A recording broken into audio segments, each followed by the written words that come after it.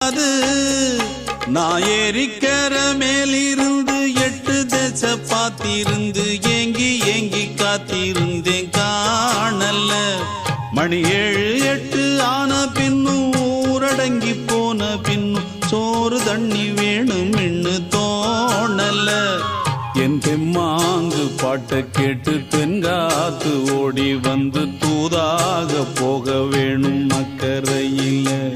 நான் உண்டான ஆசைகளை சொல்லாம பூட்டி வச்சு உள்ளார வாடுறேனே இக்கரையில.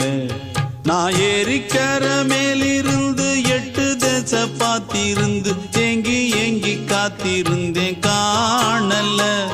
மணி 7 8 ஆன பின்னும் ஊரடங்கி போன பின்னும் சோறு தண்ணி வேணும் இன்னு தோணல.